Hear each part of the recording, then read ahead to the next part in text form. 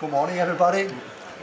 On our flight to San Francisco, we get the flight planning documents from our dispatcher, Markus Oettinger, with me, First Officer Mark Schroeder and Daniel Klinner.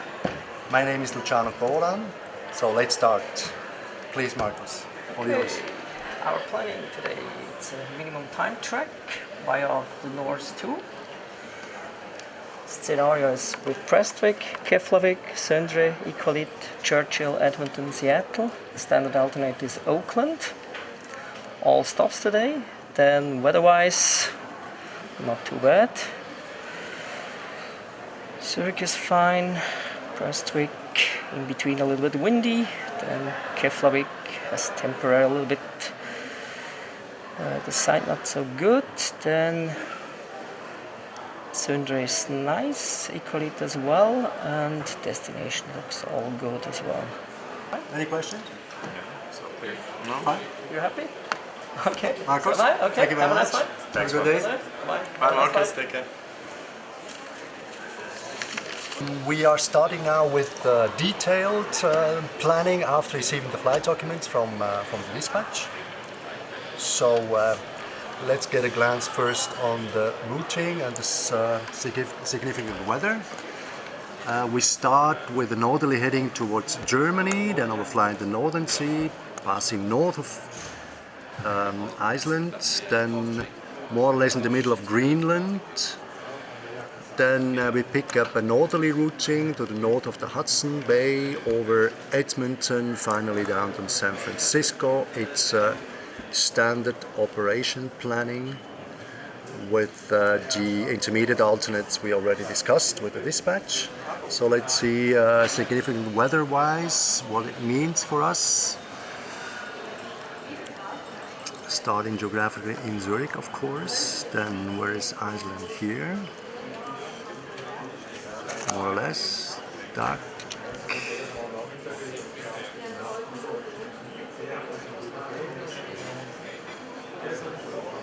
Approximately, huh? So this is the 20th of September, 18 Zulu, that's correct. What do we have? Here in northern Germany we cross a jet stream with about 120 knots of velocity, and we have a clear air zone with light to moderate turbulences.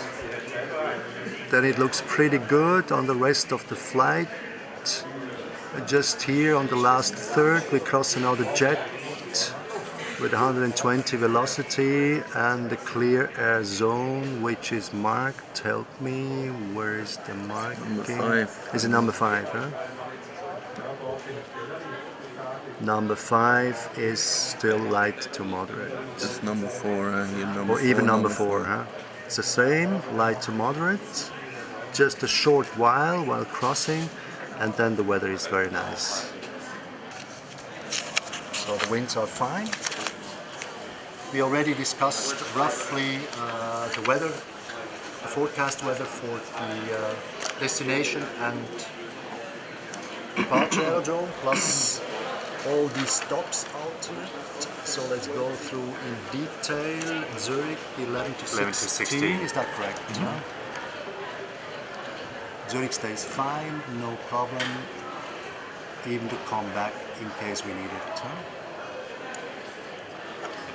Prestwick 1 to 5. Okay, we take 13 to 17, huh? Yeah, that's correct. 6 to 6, southwesterly winds. Keflavik 14 to 19. 14 to 19, 9 to 9. 120 with 10. Runway 11. Runway 11 is fine, huh? Fuel scattered, tempo in our time, 5 kilometers with showers and rain. Next So, is Edmonton 19 to 23. 1923, forecast is fine, good visibility, southwesterly winds. We have a runway 20 with a localized back beam. Okay, but with 8 knots we can pick up every other runway. And then changing to southerly winds. Huh? So weather-wise, no problem. Next, Seattle 22-24. Seattle, 22-24. Then we get to San Francisco. 21 or 24, is that That's correct? correct, yeah. Good visibility, sky clear.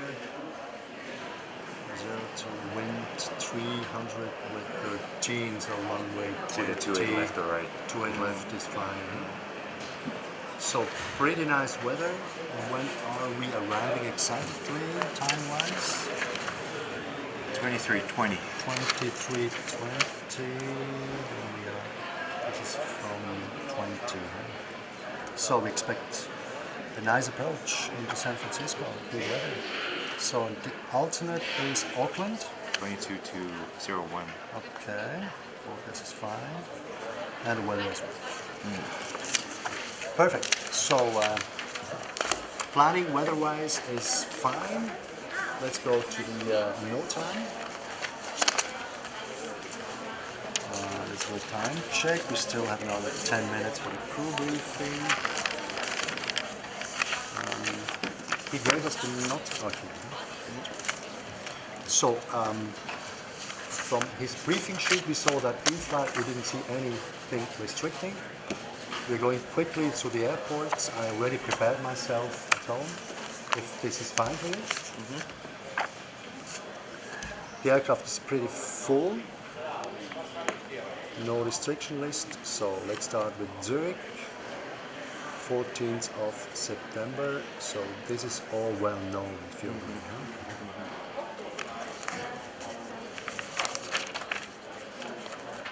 No restricting issues in Zurich. Then next Prestwick, crane, taxiway, mini-mast, weather is fine. The fuel score is rather negative. I would say a middle value of around 500. 500. Huh? Yeah, I would say so. You agree? Sounds Yep. reasonable. Is that your experience as well? Yeah. Okay. So, en route, nothing really restricting. Destination is fine. The weather is good. A bit of reserves for our cruising part. LX38, Juliet Mike Delta from Zurich to San Francisco, 12:05 versus 11:14. Forecasted took is correct.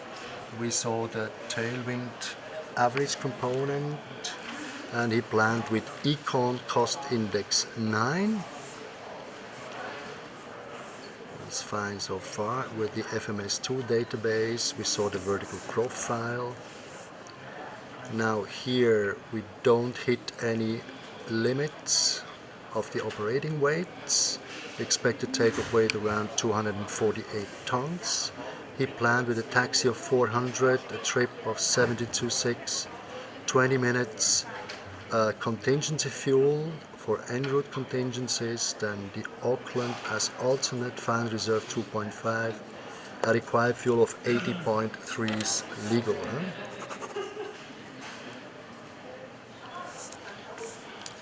So, in San Francisco itself, a plan with the remaining fuel, final reserve 2.5. I keep the Auckland as alternate. Now, what is your experience there, traffic-wise?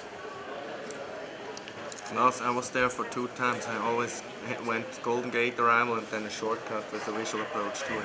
So either you stay in downwind high and go over San Mateo Bridge and then turn either left or right, or it goes quick and you're too high, too fast. Okay. So Not really. you lose the 500 kilograms continuously on the flight, and I would say at a maximum 300 kilograms during approach. So there's no holding. Okay, and the weather is fine? Weather is So- beautiful, so I wouldn't take too much for the approach itself. A good 20 minutes with an alternate? Yeah, and something en route maybe. Is that fine? 20 minutes. So that gives a remaining fuel of 7.2. It's less than that. 7.3. Then we have a burn of 73 tons plus a 500 kilo we saw from the statistics. Huh? That gives 7, gives roughly 80.7. Reasonable. Is that reasonable? Maybe round it up to Round it up, Right? 81? 81.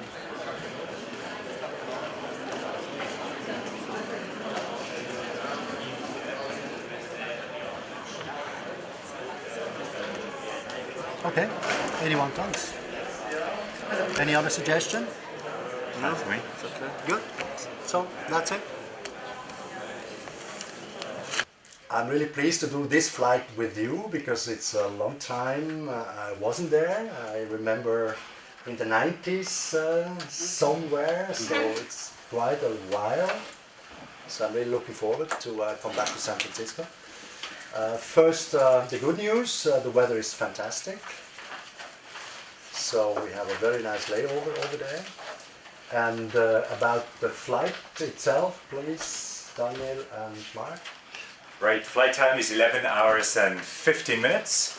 On our routing to San Francisco, we depart towards the east, over Lake Constance, then to the north, over Germany, then west of Norway, north of Iceland, past Greenland at a latitude of 73 degrees north today, and then southwestwards towards Edmonton, and landing in San Francisco from the north. We fly over the Golden Gate Bridge during the approach. Will be fine weather.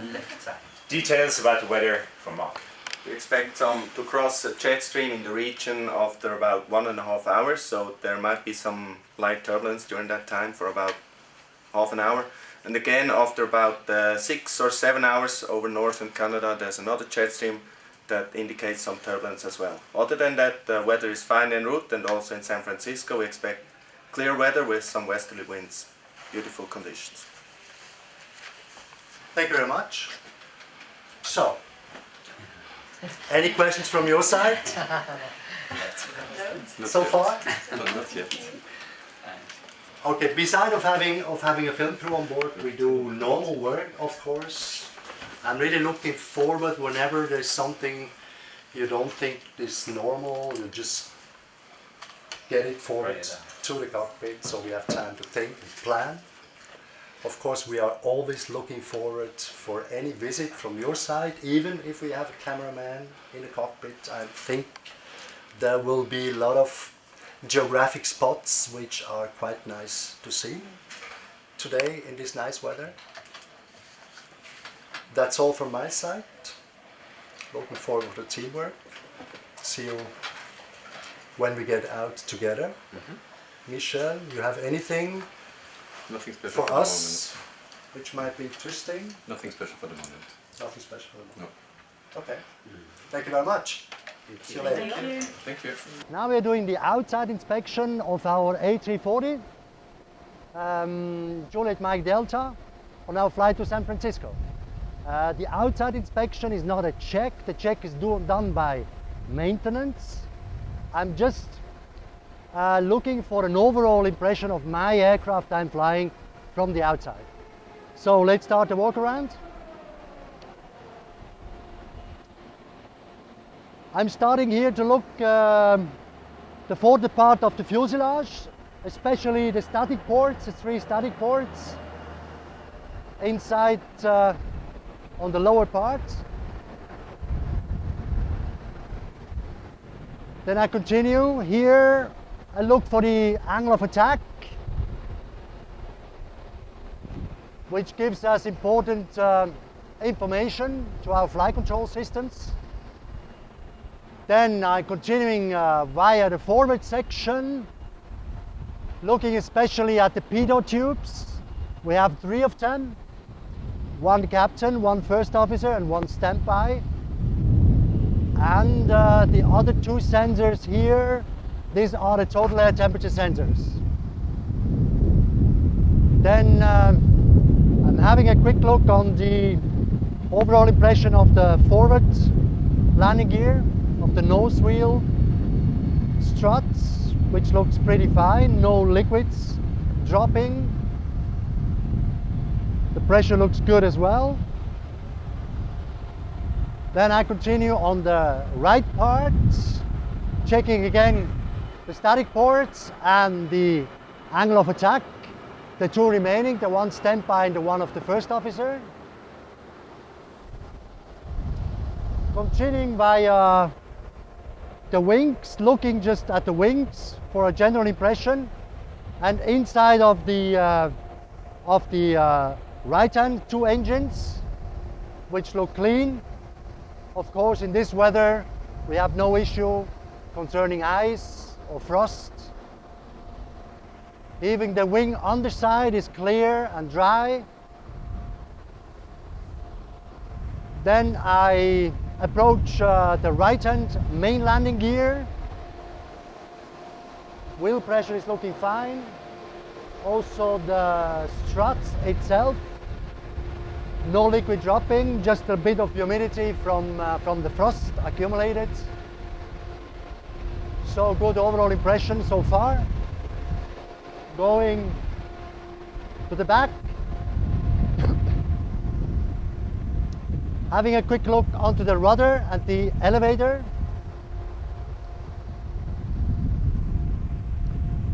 Everything looks nice and clean. Then passing under the aircraft,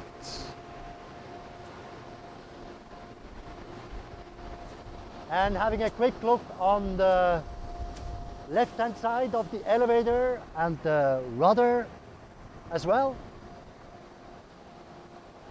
Then I continue towards the left hand main landing gear. Tires look fine, no deep cuts, no liquids dropping. Good overall impression.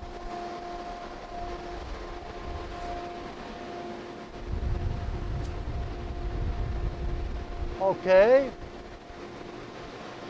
Wing underside is clean, no frost, just a small amount of drops remaining from the previous flights. Then looking, last but not least, onto the left-hand wing.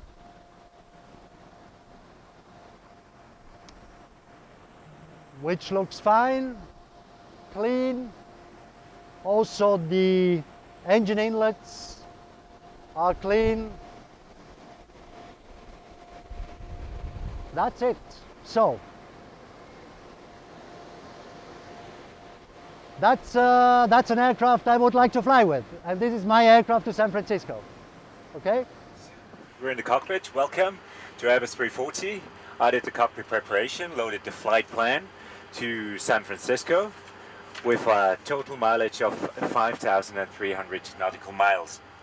And so we're at stations now on the flight deck, and the next point will be cruise stations.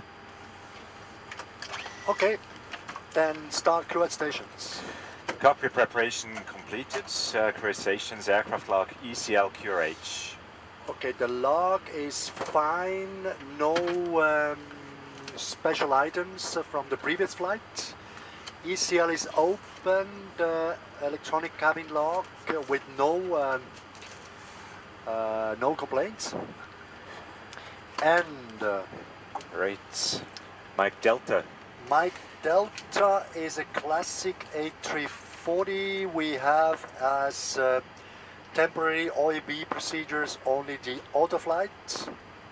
In case of loss of autopilot, days thrust associated with alternate law revision, Right. which has a temporary procedure. That's all about the temporary. So checked. Fuel quantity, we ordered 81 tons. 81.0 on board, and here Taxi fuel is 400. is inserted. Right. Checked. Checked. Altimeters 1026, 1400, threshold 1390. 1026, That's within limits. same reading. Zurich. Checked. Parking brake. Park brake on, the pressure is good, and the temperature is within limits. FMDS. Okay, so let's cross-check the FMGS insertion with the flight plan together. Right. Okay, we depart on runway 16 to Degas, then Zulu 1 Degas, Estago, by, I pick up the better display. Okay, Degas, go ahead. Zulu 1 to Etago, Zulu 1 to Etago, check. All checked. ADRS, North, We have 3 times nav, yes. 4727.5 degrees, East 832.9. Also checked. Iris number 2, same position, number 3 as well. Then we have the deviations within limits with GPS primary. Checked. EFIS FCU. This FCU set with 5,000 feet. Alright. That career station's completed. Okay, I very good. switched off the air conditioning, so I switch on the APU. Already did the fire warning test, so I can switch it on right now. Okay, I'm looking forward for a good climate in here. I expect a very low intervention level from the 3 of us. Whenever somebody has the impression that something is questionable, just come in and intervene, okay? Today we expect a takeoff weight of roughly 250 tons. That's a good 60 tons overweight. The weather would be fine in case of top emergency. Nevertheless, I would only do a very top quick return in case it's really needed. Otherwise, I will take my time to reduce our weight via the jettison to have a reasonable approach weight to come back to Zurich. Okay. Performance-wise, did you calculate already something, Daniel? Right, we have a calculation here. Just a second. I switch over to APU power so he can disconnect the external power and switch on the APU bleed air. Perfect. Runway thanks. 16, Mike Delta, -5 knots winds, 14 degrees. Would be a little bit more in the new 80s, I guess. Did we get the new one? Final 247.1. I make it 18, 26, 250.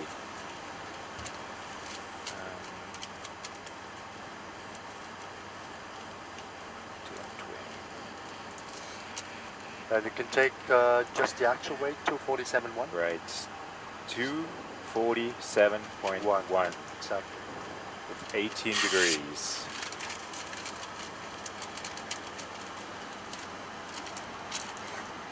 So again, 16 in Zurich, Mike Delta, Okay. -5 knots, 18 degrees Celsius, QNH 1026 with a takeoff weight of 247-100.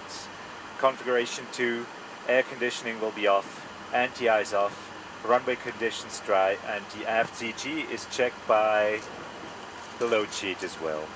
So that gives Yes. flex, temperature of 41 degrees.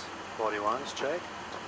V1 134, Check. V rotate 144, and V2 151, 151. and engine out acceleration altitude 2916.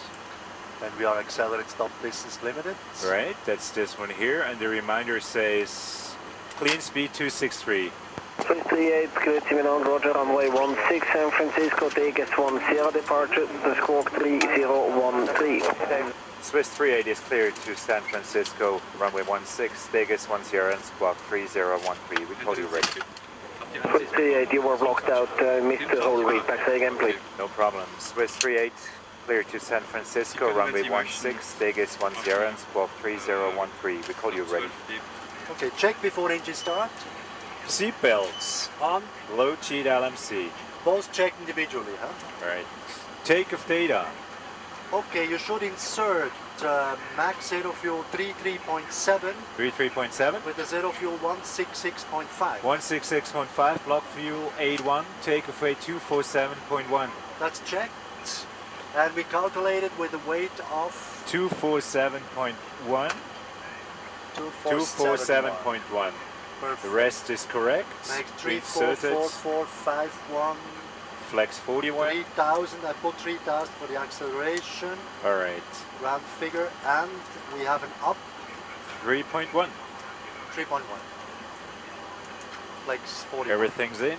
We checked the clean speed Inserted. already. Inserted. Pack flow. Is norm Windows door slides. closed and armed. Nose wheel steering disconnect on. We have On. to disconnect here. ATC auto. Swiss 38 is ready. Monitor apron 11850, schöne Flug. Westfäglich Balsa, schönen Tag, Swiss 38. This 160, taxi slowly. Delta Echo to the holding point runway 16. The Hainan on Echo 67 will be pushed out of your way, but you have to give way. 38, pushback, startup approved. Sauna push approved, Swiss 38. 160, Okay, contact checklist. tower 118.1, goodbye. Well, we're ready for pushback engine start. Okay, brakes off, ready for pushback. Okay. 49 Lima, apron taxiway Juliet, hold short, runway 28. Taxiway Juliet, hold short, runway 28, And when starting pushback, you may start engines. Yes, sir. All right. We have engine 1.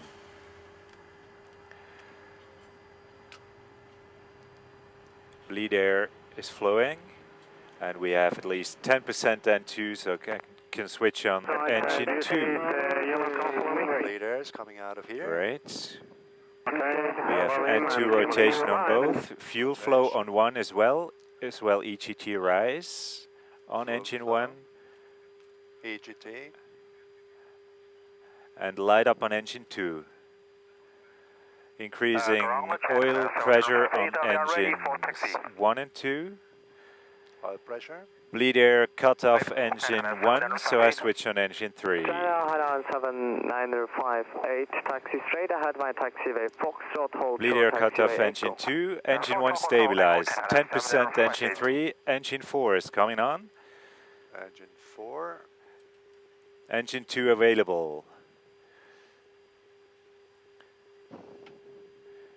EGT rise on engine 3.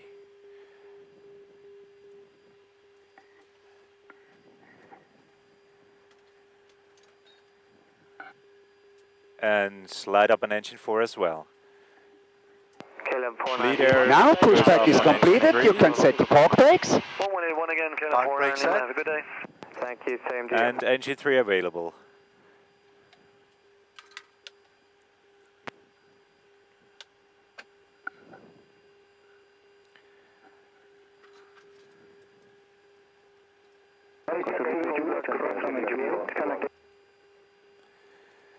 Engine 4 available. Engine start to normal. Engine stabilized. Say Kurtus, defensie abromen, remove equipment, thank you, and have a nice day. Okay, I wish the same to you. And a good fly. The sign I give you on the right side. Bye bye, sir. Bye bye. Check after engine start. APB master switch Off. off. Rudder and pitch trim.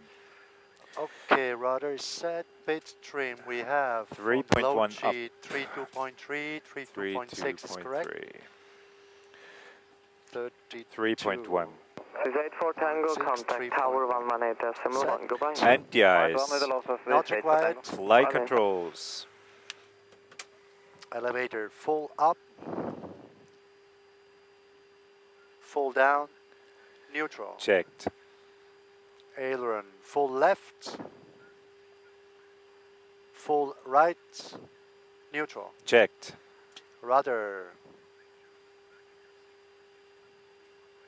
Full left.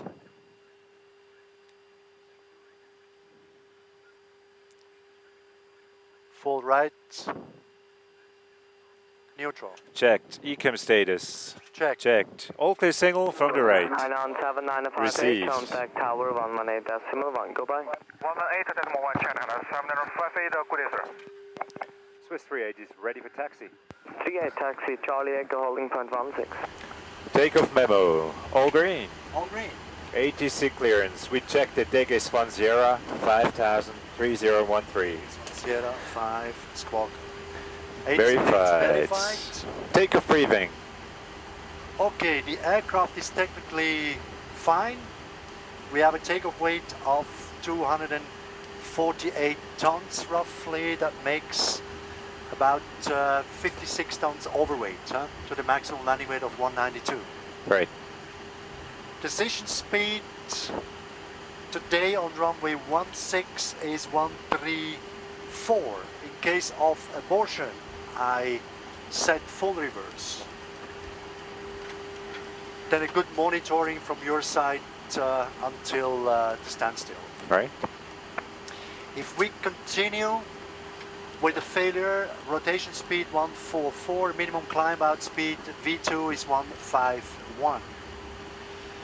In Zurich we have a engine failure climb out procedure, which means climbing straight ahead up to 2.4 DME Cloten VOR. Then turning slightly left on a track of 137 up to 4.8. Then left again over the airport, over Cloten VOR on a radius of 255. Then as you prepared already in the secondary flight plan until Schiphol holding. Right. And then we prepare for an approach onto runway 16. Cleanup at least 3,000 feet on reverse course towards the airport. And to the west we climb up to 6,000, the clearance is 5,000. Okay. Troubleshooting, fuel jettison, weather is fine to come back. In case of a really top emergency, which means unextinguishable engine fire, for instance, we can consider to stay on a left-hand downwind, climbing up to 4,000 with ATC assistance, doing a long enough downwind to prepare ourselves for an overweight landing here in Zurich. Okay. 38, contact tower. The runway length is fine, the weather as well. That is Swiss 38. In this case, I would consider to maintain our present configuration flaps 2 with a speed of 180. Right. Tower hello, Swiss 38 heavy on the way to 16. Swiss 38 heavy, tower, great, hold short runway 16 echo 1. Bullet short of 16 echo 1, Swiss 38.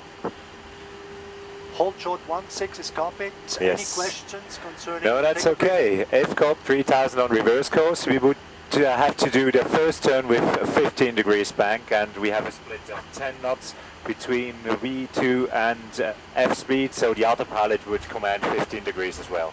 We could leave the autopilot on. And then 3,000, 6,000, top emergency left-hand downwind, 4,000 feet with flaps 2. Thank you for the input. So takeoff briefing completed. Completed. Flaps takeoff data. Flaps 2 on runway 16, 3, 4, 5, 1 and 15 degrees.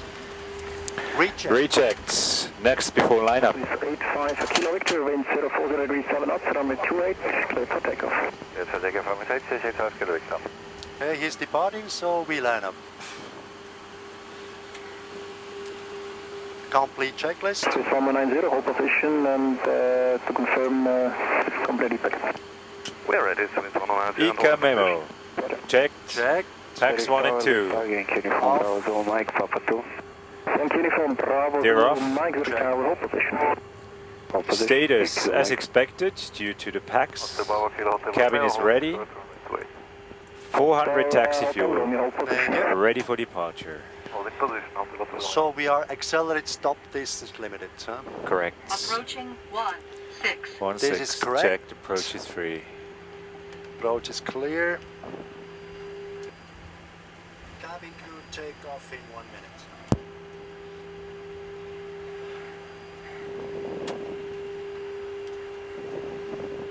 Mark, is everything all right from your perspective? 190, hold position, expect 1 additional departure on the crossing runway. Identified. Swiss 190. Swiss 38, wind 070 degrees, 3 knots, Ready? runway 16, clear for takeoff. Wait for takeoff 16, Swiss 38. Cleared for takeoff. On runway 1. Silvite 1054, Headings line up check. Heading runway check, 16. crosswind from the left. Line up and wait on the 1. Takeoff. 1054. And air 7958, Airbus. China, Island 7958, roger, Canada departure 125. Takeoff first set. 125, that's from minus 50. Check. 125, 105, bye bye, China, Hana 7958. Hotel Hotel Rumi, taxi with kilo, cross runway 28, connect apron 121, that's 750, order. X-ray kilo plus runway 28, 175 Hotel Hotel. 100. Check. 100 on the runway, line up runway 2 and wait behind. Stop. 76 Zulu behind the RJ on the runway, line up runway 2 and wait behind. On the RJ, runway 2, wait behind, 76 Zulu. 76 Zulu, correct. Rotate. 6 RJ, correct, 0104, someone. 0104, Zurich Tower, hello. Swiss 190, wind 020 degrees 7 knots, runway 28, clear for takeoff. Clear Takeoff, up. Swiss 190. Hotel Victor Zulu, connect apron 121, that's 850. Swiss Nahar. 12850, Victor Zulu.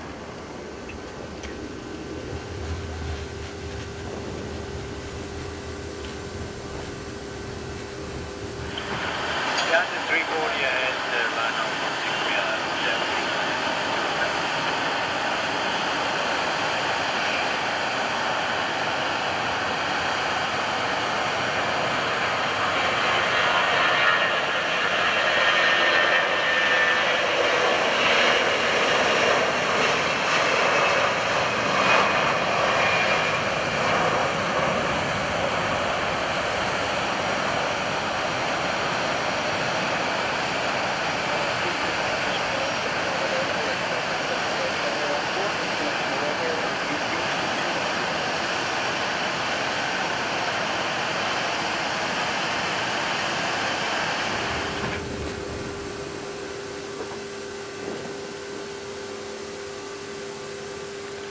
Okay, 1 mile, 2,000 Left is feet. clear.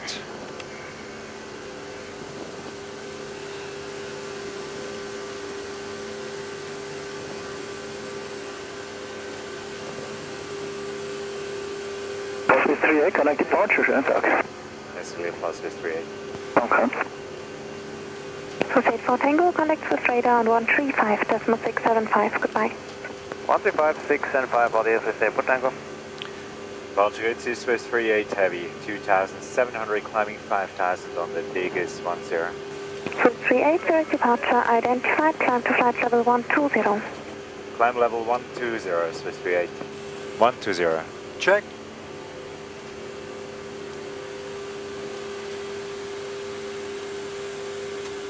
Thrust climb. Check. Swiss 190, 2,700 climbing 5.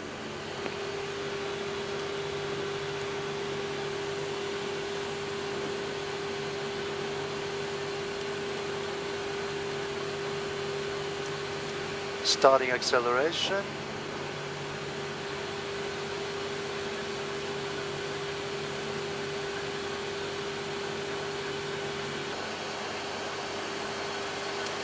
Flap 0. Flap 0. Check.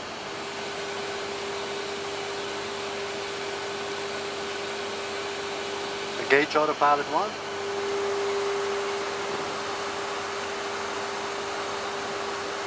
Zurich departure, Größe, November 880 Fox, passing 3000. November 880 Foxtrot, Zurich departure identified, Standard climb to flight QNH level reading 120, maximum 69. speed Checked. 210 knots. Gracie Swiss 38, level 77, climbing flight level 120. Swiss 38, hello to you, left board on, climb flight level 240. To board on level 240, Swiss 38. I put in 240 for you. Checked on board on navigation. Checked as well. Speed is managed. Checked. Arriving pretty on time.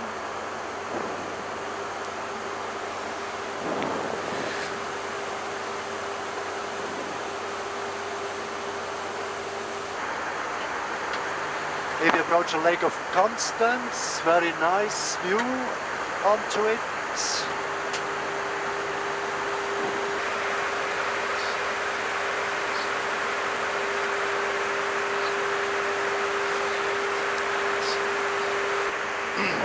As I mentioned before, schedule is 23:20.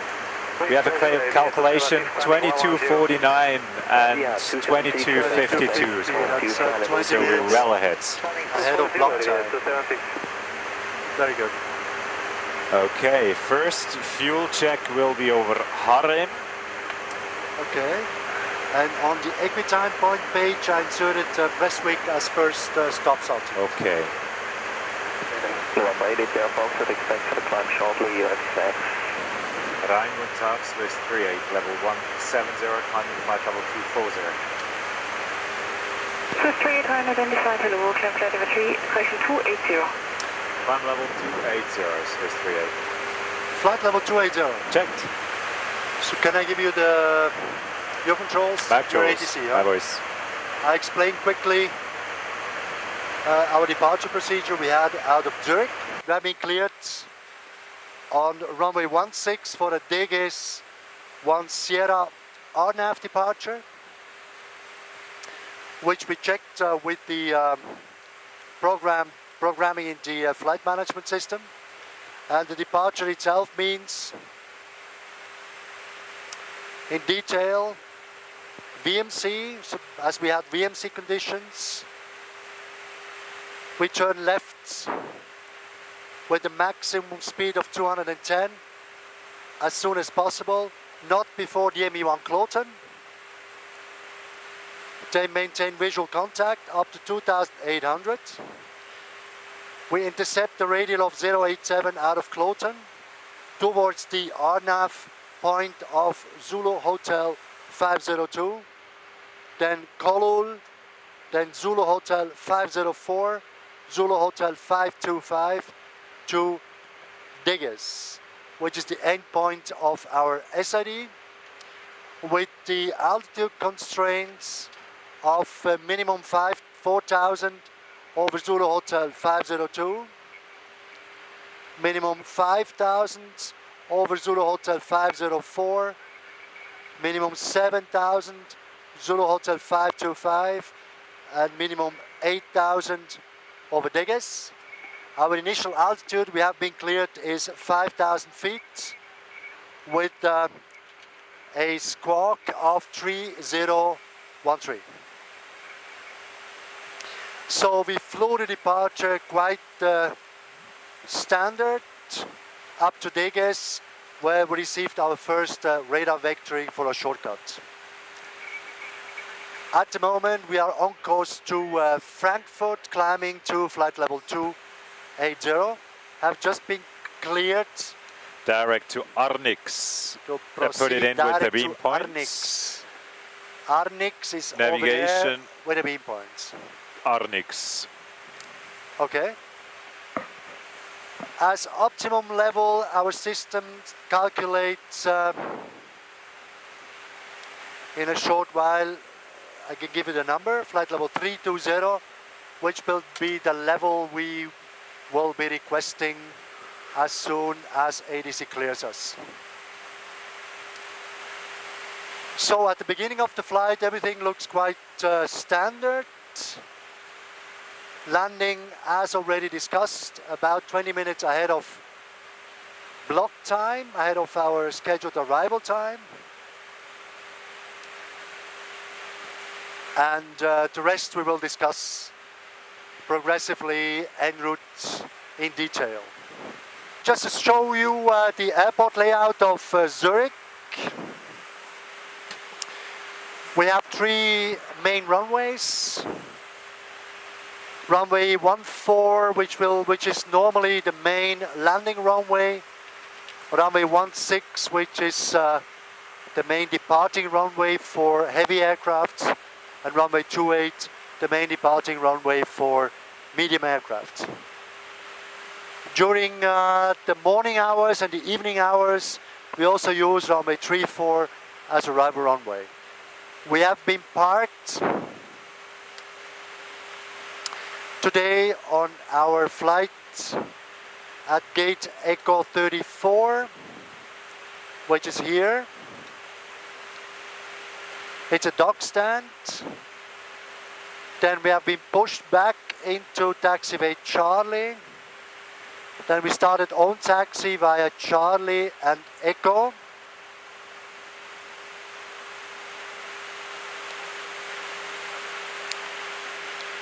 And followed Echo up to the holding point of runway 16.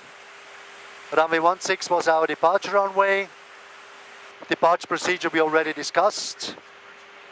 The runway itself has a length of 3,700 meters. Approaching. Checked. Okay. With our takeoff weight today,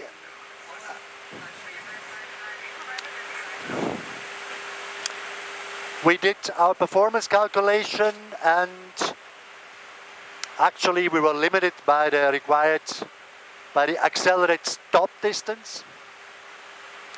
That means the performance software told us that the accelerated stop distance is the limiting factor, and it has chosen accordingly the V1 speeds. So we were prepared mentally on a takeoff abortion to do all correct in order to stay within the runway to stop the aircraft. Ladies and gentlemen, once more the captain. With pleasure, I'd like to give you a few more information concerning the progress of our journey. First of all, I hope you are comfortably installed. We are presently overflying the region of Warburg in Germany, heading towards Hamburg. On our routing today, we will follow a quite northerly track, taking us up to a maximum latitude, northerly latitude of 73 degrees north. After overflying Hamburg, we will cross over Denmark, then proceed over the Northern Sea towards the Shetland Island, then passing far north of Iceland towards Greenland, overflying Greenland more or less in the middle to join the Baffin Bay and the Baffin Islands, quite far north in Canada, then picking up a heading towards Edmonton in Alberta, overflying later on Calgary and Rocky Mountains, into San Francisco, remaining flight time 10 hours and 30 minutes, so expecting arrival roughly 10 minutes ahead of schedule. The weather conditions en route are reported to be fine. In two sequences we will fly through a zone with a rather strong winds, which might cause some light turbulences from time to time. The actual weather in San Francisco, very nice, with the present temperature in the upper 60s and increasing during afternoon up to the upper 70s, lower 80s. I will pass you the latest weather information just before starting our descent. Now we all hope you will enjoy our in-flight service. Again, I wish you a comfortable journey. So we are presently overflying the region of Hamburg, which we see the airport here in magenta, Echo Delta Delta Hotel. And on our track, on our further routing, we are overflying the western part of Denmark. Denmark is visible as green Echo on this terrain display, terrain display. On the left hand side, the Northern Sea. We have different airports like Billund over there, Copenhagen. Copenhagen is a little bit east down there. Then what we see as well is traffic information. We have quite a lot of traffic on our same routing. which are separated vertically by, for instance, 8,000 feet. The plus 80 means 8,000 feet higher.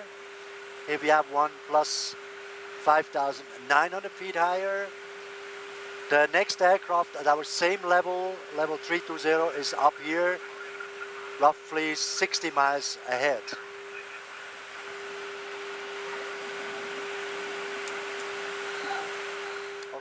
Well, in the meantime, we are approaching Greenland.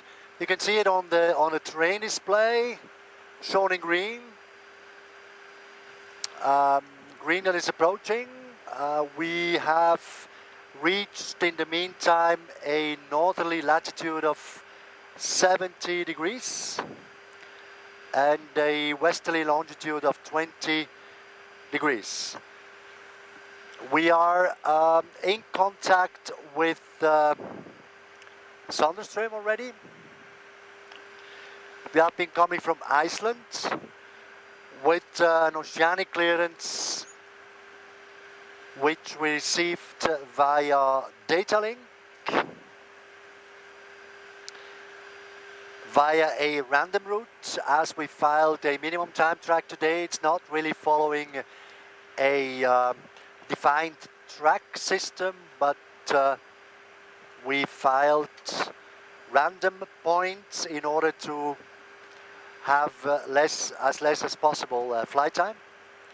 So the clearance was received by Iceland to overfly the point 67 north 10 west, 70 north 20 west, 72 north 40 west, 73 north 60 west up to Medpa. Medpa, which will be the boundary then to the northern Canadian organized track system. We filed flight level 340, which we received, as it is our optimum flight level, so from the economic view, the best option, with a speed of Mach 0.8. We are good on track time-wise. That's why we can fly at the moment with an economic cost index of 9. Here a little bit more details about our planning principles. As already explained, we are just reaching Greenland. On our routing, we were able to plan in a so-called standard operation, stops, which is defined according JAR and EUOPS as an operation in which on every point along the track we have an airport at disposition within a certain time frame. This time frame for 2-engine aircraft is 1 hour flight time, 1 engine out, and for a 3- and 4-engine aircraft it's 90 minutes, corresponding to 700 nautical miles. So you see that our dispatcher prepared our flight departing from Zurich, choosing the first stops alternate with Prestwick in northern England. Then the next is Keflavik in Iceland. Then Sandreströmfjord in Greenland. Then we have Iqaluit already in Canada, followed by Churchill, Edmonton and Seattle. With this stops alternate and the corresponding 700 miles circle, which corresponds to approximately 90 minutes, we will be able on our track to stay within standard operation. If on certain flight we are flying farther away than this 700 miles circle, we get in the so-called EUROPS operation. That means the extended range operation for a 3 and 4 engine aircraft. For a 2 engine aircraft, it's called ETOP, so extended twin engine operation. Of course, with a standard operation, we don't have any additional conditions to fulfill beside of an airport which for our company has to be suitable. That means we have to be able to fly a one engine out approach, and the airport has to allow a possibility of a one engine out approach with the infrastructure performance wise, ATC and nav aids wise, and of course also from the meteorological minima we need. For this airport, the system is calculating either an engine out condition or a decompression condition. And a critical fuel scenario will be calculated. I can show this on our flight plan. Just keep it out of the sunlight. Out of the sunlight? Okay.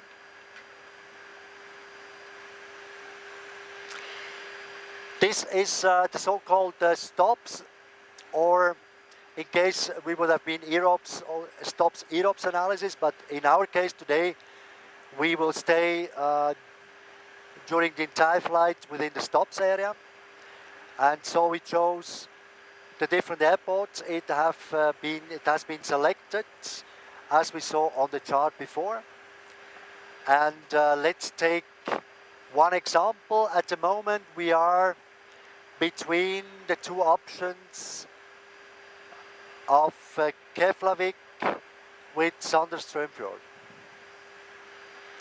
So the system calculates so-called ETP, that's an equal time point in between those two airports, which we can see here on the chart. Here we have Keflavik, Sandströmfjord, and this point is the point where we need equal time either to go to Keflavik or to Sandström, called ETP. On this ETP, our flight planning system will calculate either decompression or engine out, and it will take the most restricting one and calculate the burn it will be needed to get on a great circle distance to the airport. We see also that it showed here that decompression is the more critical scenario. That means needing more fuel to get to the stops alternate. We have the ESAT to the point. We have the flight level calculated, which is flight level 100, which we need to go in case of a decompression with long range cruise and all engine working, and we have a diversion time of 1 hour and 29 to both sides. So this calculation is done as background calculation behind our normal fuel calculation, which we do to get to our destination with the criteria we have to fulfill. Here. In case at any point this critical fuel scenario, this minima, overpasses the fuel on board calculation, the system will generate a so-called additional fuel factor, which in our case, on our flight, it is not the case, as on every ETP, the minimum required fuel is higher than the fuel on board remaining at this point. So what does it mean for us? It means that on every point on my routing, I know that I have enough fuel to proceed to a stops alternate either in case of a engine failure or of a decompression. That's mainly the idea behind this background calculation.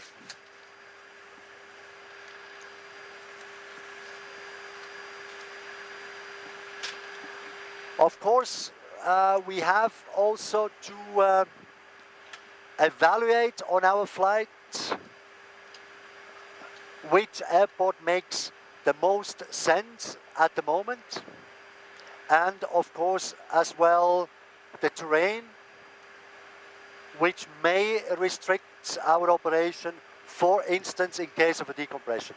We will get more detail on that later on when we overfly mountainous regions like the Rocky Mountains, and then I will get explain more in detail and get an insight of what our operational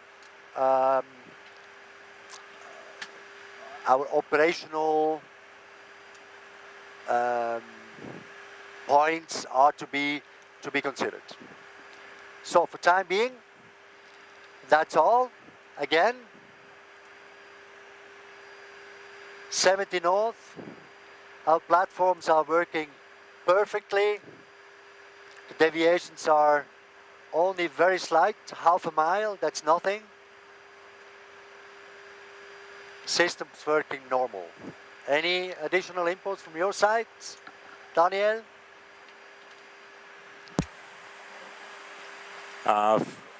From the flying pilot side, we're approaching Greenland, as you said, and at our latitudes we fly today, there is a rather high terrain as well over Greenland. You see the yellow line here is our flight route, and we're at the moment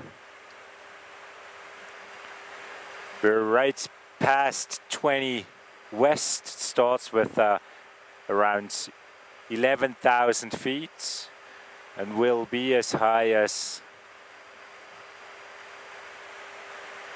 13,000 feet, if I get that right. Here you go. It's the highest elevation on our route across Greenland is here, 12,800, around 13,000 feet. So we'll cope with high terrain as well over Greenland here. We'll see even higher terrain than over the Rocky Mountains, as you said. Of course, we have decompression-wise a good situation with this A340 Juliet Mike Delta, because it has a oxygen endurance of 22 minutes compared to the 15 minutes on the older type of aircraft or on the A330s. So if we look at our decompression schedule, which I can show you quickly.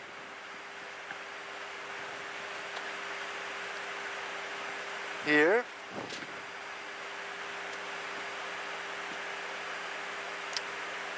On the 22 minutes scenario, we have to stay below this technical decompression schedule, which is a technical limitation.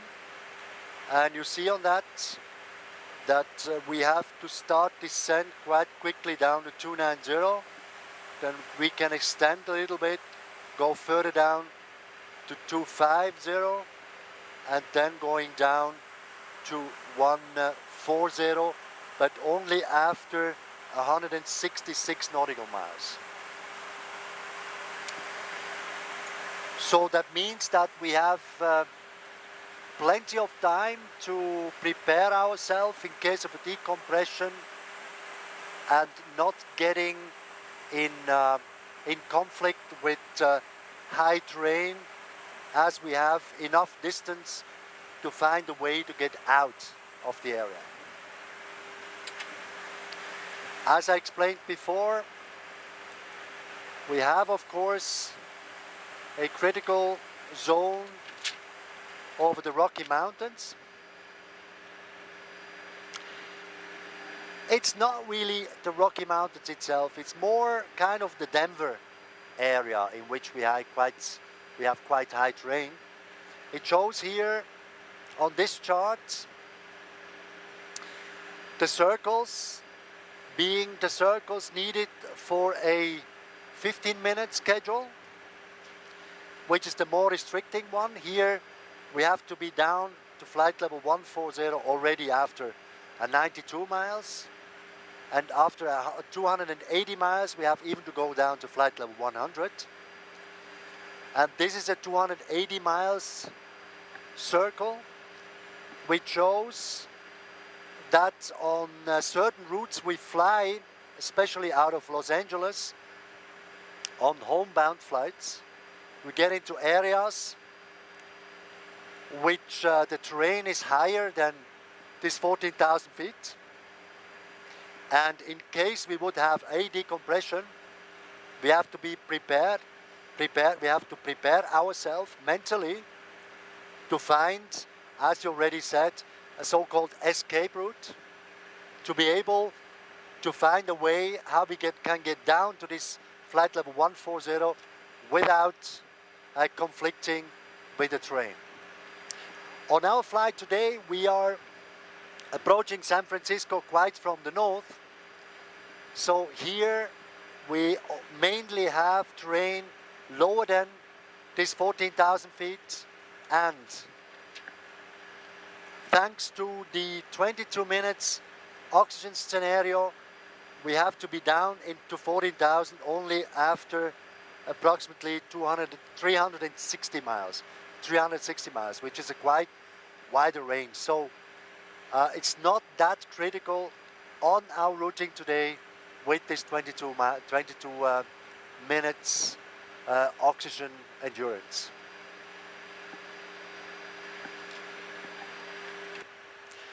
This is a so-called COM chart we have here, which gives a quite good overview on to the different areas we are overflying, especially the different ATC, air traffic control areas, which we are in contact with. At the moment, as already said, we are over Greenland, so in the Sandreström control area. Basically, at the moment, it's not a really control area, as we are still on a random route and in contact basically over a data link. This is called ADS, which is part of the future air navigation system.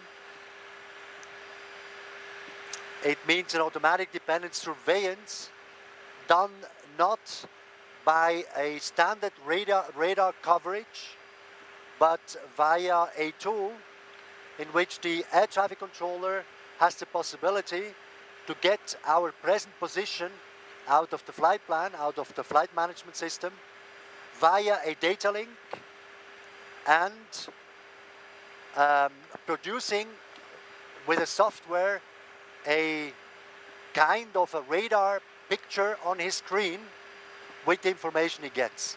So this is called the automatic dependent surveillance.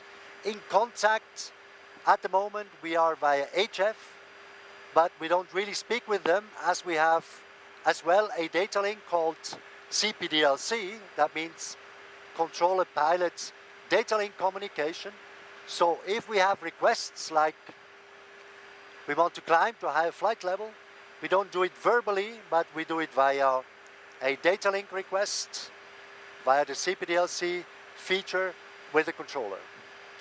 So we will get in contact with Gander again at the boundary between Sandreström and Gander, and then change quite quickly Daniel, which will be the next We'll be in contact with Gander Radio and HF, and later on Edmonton. Could be Edmonton. Edmonton on VHF, yes. This is already VHF then, huh? That will be VHF all over northern Canada. They have relay stations. Okay. And they have VHF coverage all over, yes. Okay. we are coming over the Canadian airspace quite on an orderly position, like here. And as soon as we enter, that means as soon as we enter the northern control area, get in contact with Edmonton. That's Is that correct. correct? Here at the green line, there's a change between Iceland radio and Edmonton, yes. And the rest will be on VHF. First contact will be on HF, and then we'll being assigned a VHF frequency, yes. Okay. Then you can also see here on this com chart that in this region we will fly into a zone called ADS B zone. I already explained the ADS C as we are flying now. The ADS B will be a future standard of automatic dependent surveillance, not based mainly on a data link interchange, but our position will be then exchanged via the transponder, which is quite more accurate and precise, and also the position update rating is much higher. They say even higher than a standard radar observation.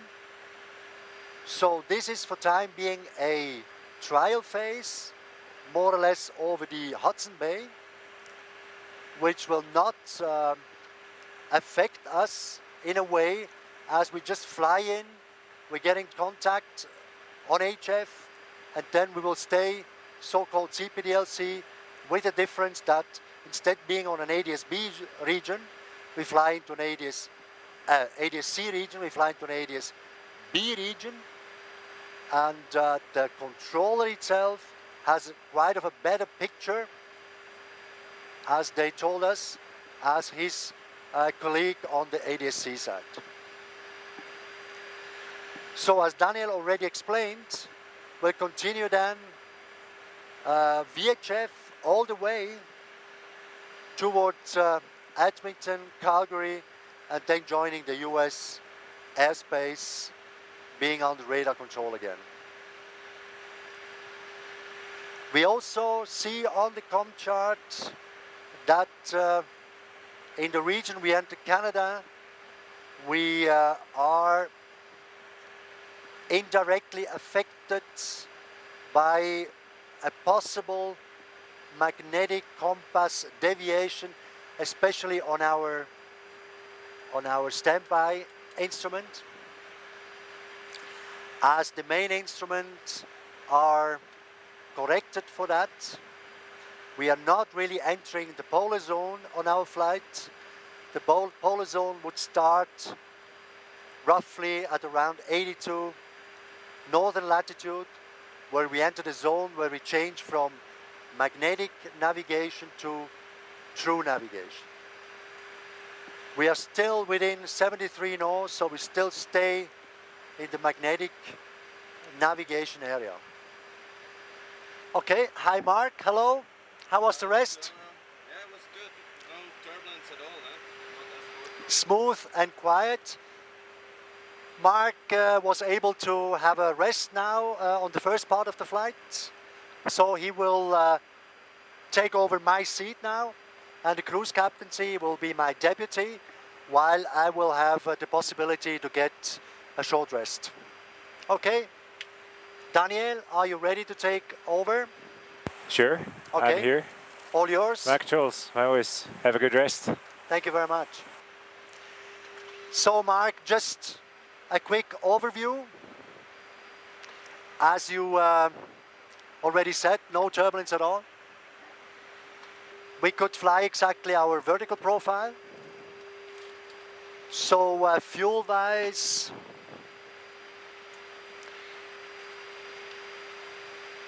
we are exactly on fuel. The total is fine.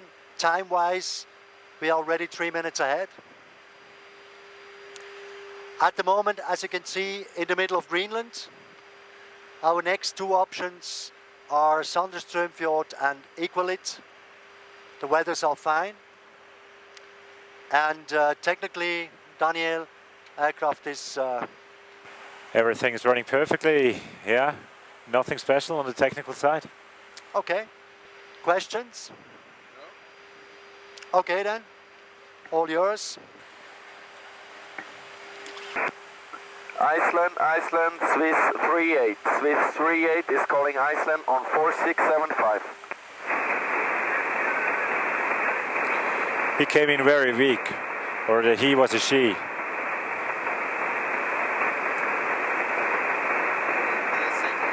Eight 901. Can switch for you, right? Iceland radio, Swiss 38 is calling Iceland on 8891.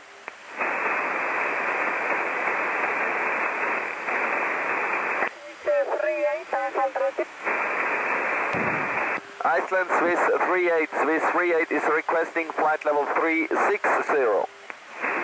Swiss 38, Iceland radio, you're requesting flight level 360, stand by on your request, call you back, stand by. Swiss 38. We could enter different requests here, and then I can send the request to this display here and just put the send button. That's what I did before. Asked via CPDLC, but we got no reply, and after a few minutes the system came with a message, no ATC reply, and so we tried on HF. I will cancel this now. Obviously it's much more convenient to use the CPDLC, but sometimes we still have to use the HF. Also in remote areas from Africa, HF is quite commonly used. Just now received the message via the CPDLC, a reply to our 1615 Zulu request, unable due to traffic. So the guys are unable to give us flight level 360 due to a reason of an aircraft being too close to us but not being visible to us. We have one.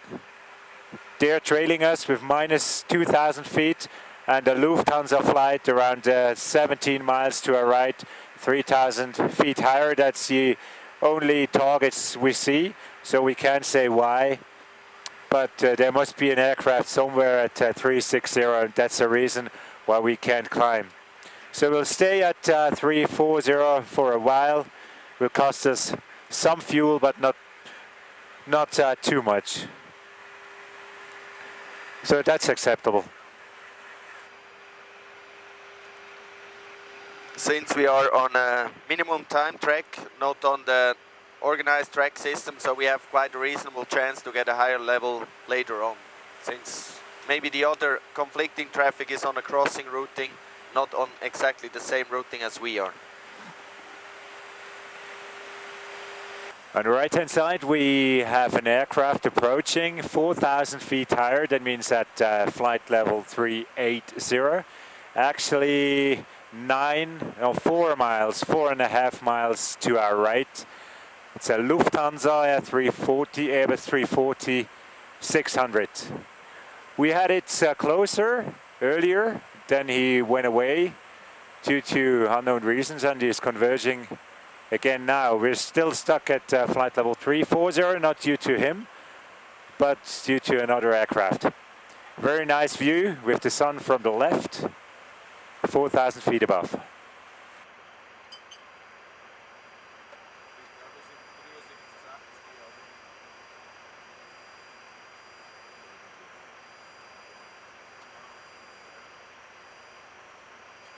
We're passing Metba right now, as we heard before from Luciano. That's the boundary between Iceland and Edmonton control. And we're supposed to call Gander radio now. Gander HF radio is controlling the Edmonton area up here. And we'll be calling them on 8891 in a minute. Roger, we had it via downlink, sir. Try Edmonton Center in 10 minutes. In 10 minutes, And 133.95. Here comes cell call.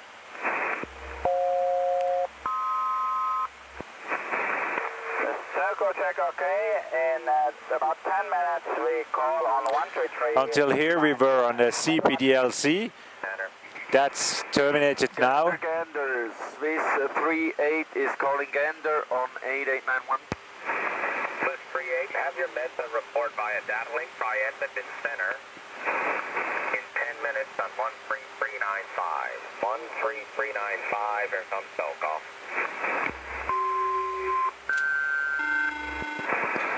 Cell call okay. In 10 minutes we'll call Edmonton on 13395, Swiss 838. GAN radio has our position from the ADS system, and so we don't have to give them position reports. He told us to contact them on a VHF frequency in 10 minutes. Edmonton, good afternoon, Swiss 38 Heavy.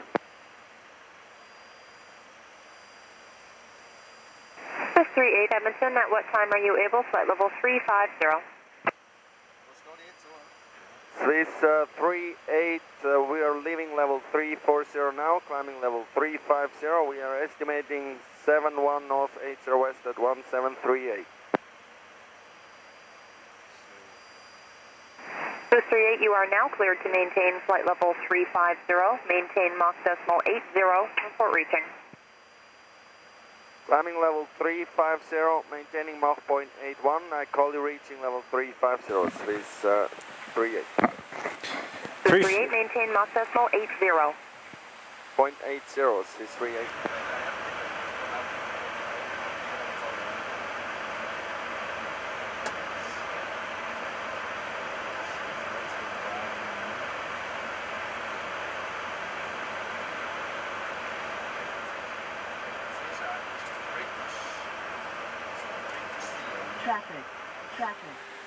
We just now received a traffic alert from a traffic underneath that was climbing from 330 up to 340. He's staying there, but to avoid any further alerts, I switched to 1 mile right of track now. So the guy should be visible on the left it's now. The British, the it's the British. 747.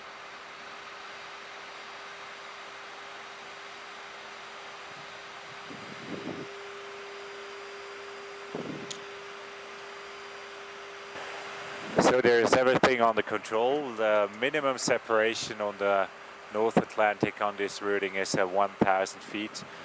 That's the actual separation we have to this 747. So normally they have a cruising speed of around 0.84 and we fly 0.80 right now, so it's going to be pretty much faster than we are.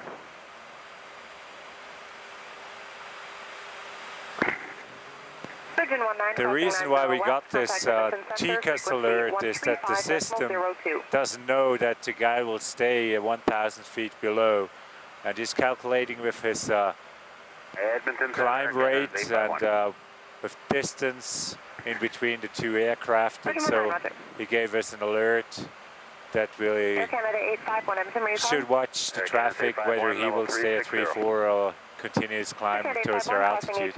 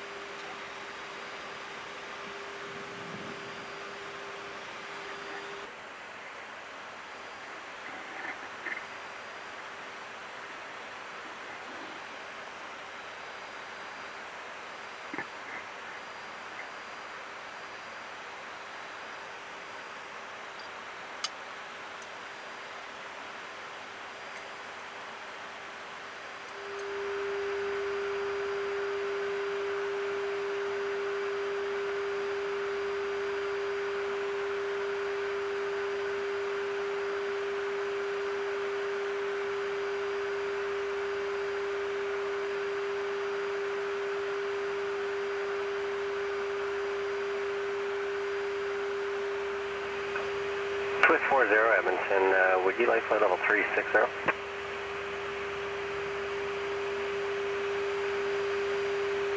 Bye-bye.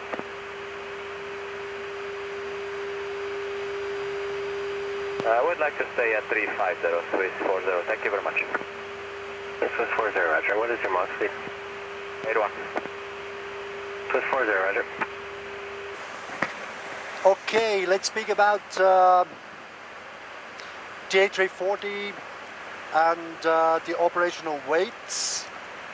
Today we were not that heavy as we could be, so the maximum takeoff weight of this aircraft is 275 tons. Today we were 247 tons and 79 kilos.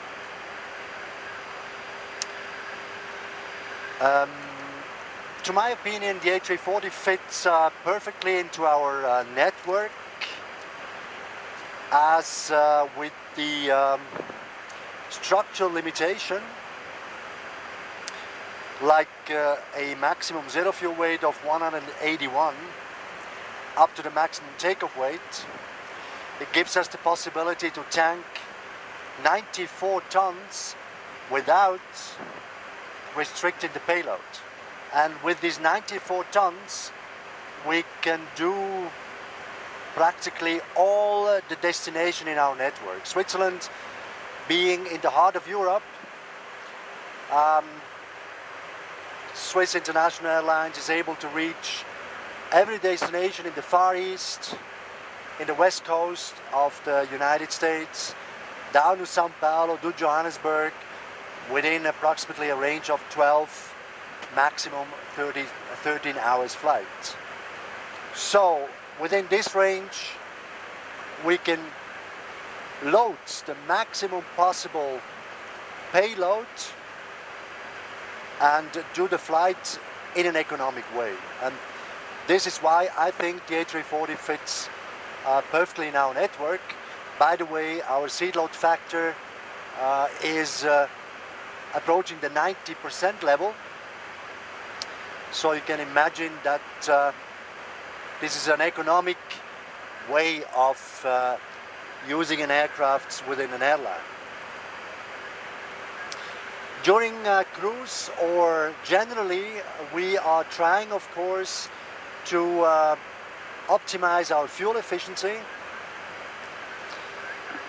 You know that fuel costs are pretty high nowadays, and fuel efficiency is the key factor of the operating costs. So we are trying to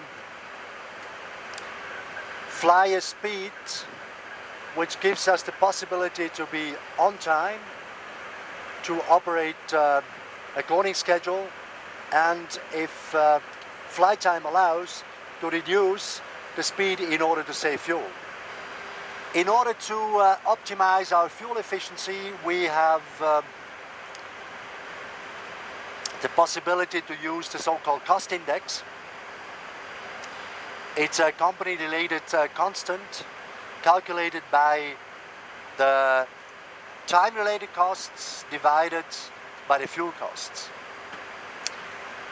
The cost index range is from 0 to 999, meaning that as higher cost index as we use, as higher the speed will be, reducing the time-related costs but increasing the fuel costs. So we try to optimize our cost index by flying around the maximum range. Actually, the long-range cruise is a 99% of the maximum range, which corresponds to a cost index of approximately 30. So today, for instance, with our flight time of 11 hours and 15 minutes, we have been able to reduce the standard cost index of 30 down to cost index 9. I can show you a comparison on our flight plan.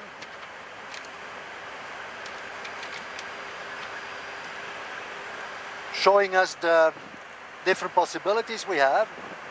So the cost index 30 would be the standard one. Cost index 75 is the high-speed cost index, and cost index 0 means that we will use as less fuel as possible, but of course this will increase the flight time.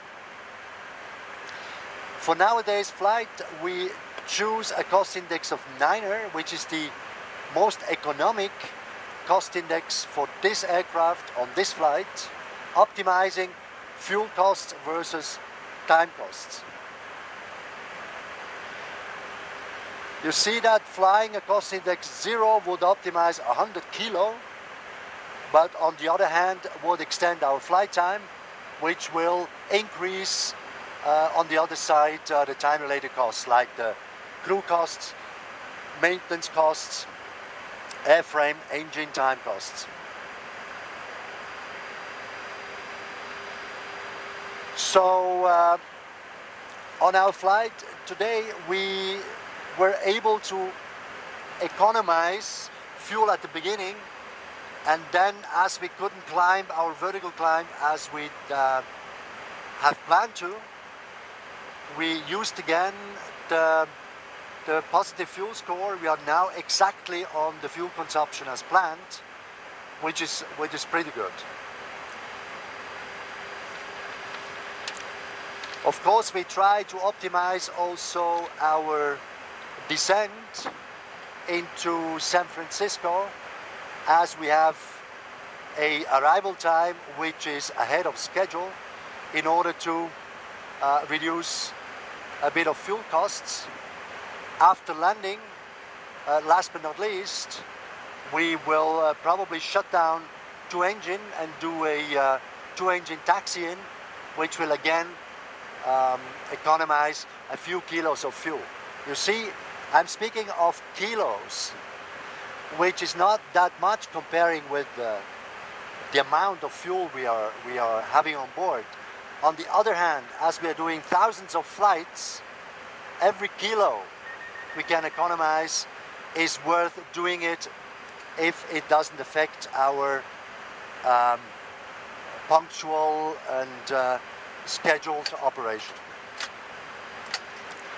So as crew, this is a challenge for us, an interesting possibility to manage our flights in order to optimize the resources. Edmonton, good afternoon, Swiss 38 Heavy, level 360. 38 loud and clear. Seabird 87, my frequency 132.7. 132.7, change to date 790. Seabird 87 or 132.7. Seabird 87, rapid.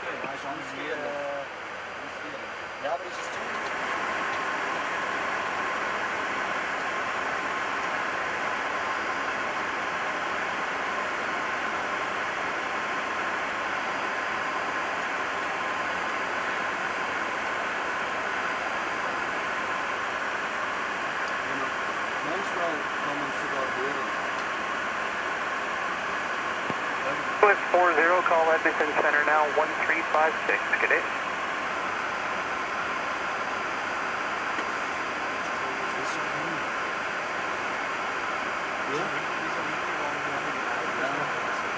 Edmonton Center, jet 301, flight level 350, pushing descent in about 10 miles.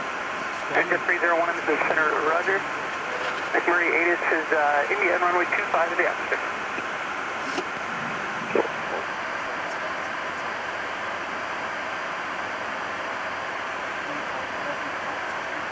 Edmonton Center, Grumpen, Cathay 840-350. Cathay 840, heavy Edmonton Center, roger, squawk ahead. 403-355-799.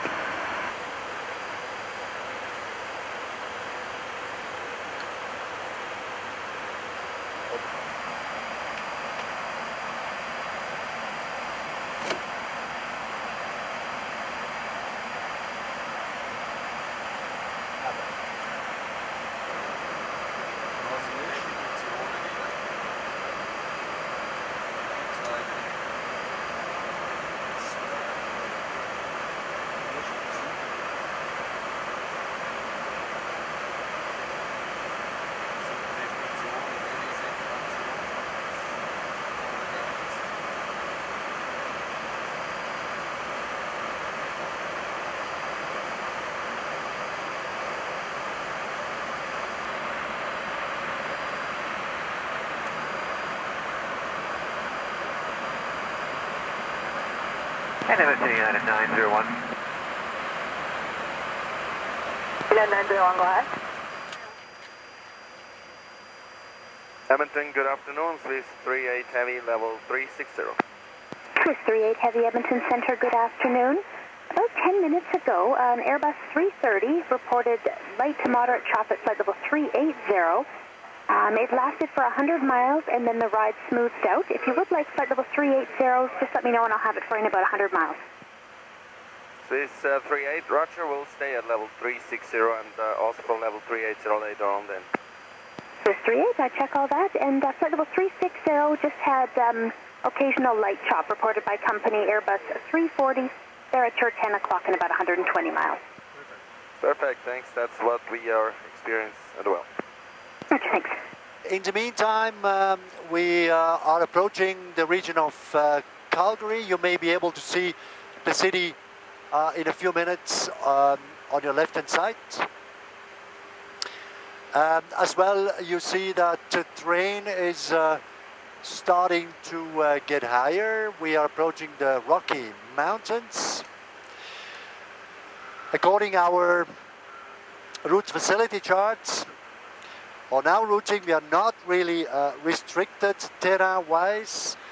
Of course, at this stage of the flight, we think especially about a possible decompression, where we have to go down to flight level 140 within a certain time to fulfill the technical limitation.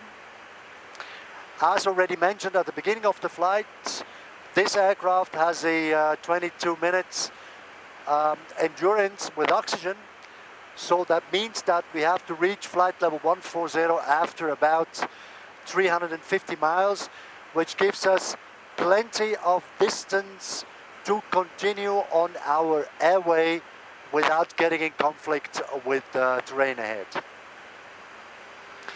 So enjoy this beautiful visibility today onto the Rockies and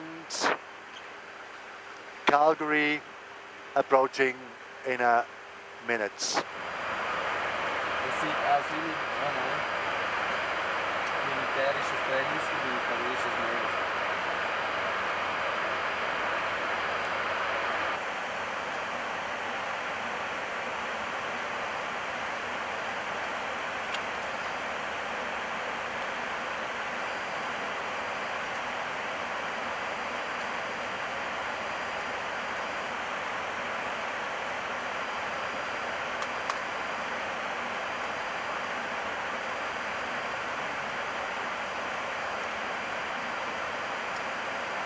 Jet 562, Edmonton Center, good day, climb flight level 410. 410, what's that? 562.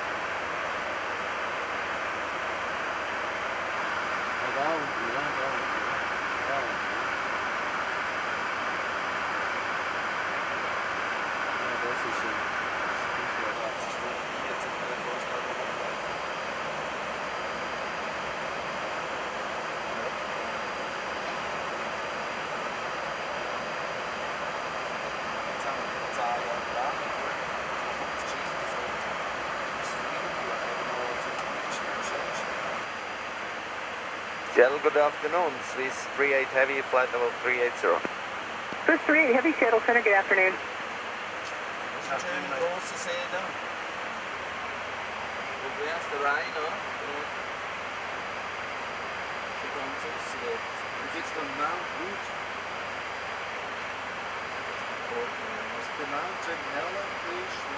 Southwest 1726, contact Seattle Center 120.3, have a good day.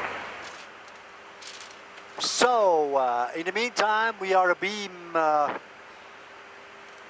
Seattle on your right-hand side. A fantastic view onto the Mount St. Helens. This tells us that the remaining flight time is another 1.5 hours, early enough to start with our approach preparation, the so-called approach briefing. San Francisco is an airport with 2 parallel runway systems. We usually use runways 28 left, 28 right for landing and departure. This is as well the runway I expect today for our arrival in San Francisco.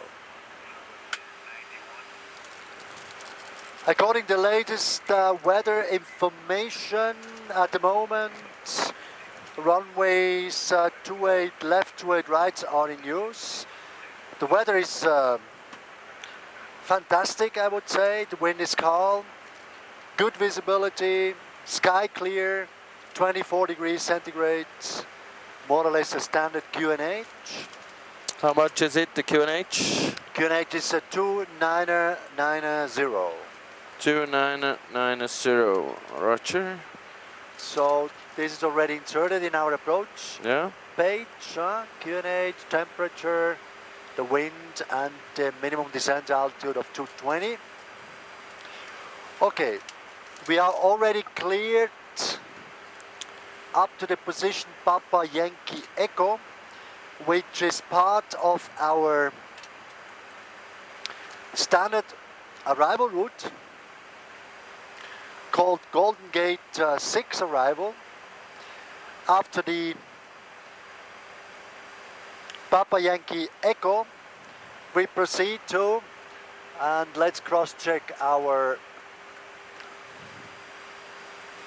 flight guidance computer. We proceed to Losit.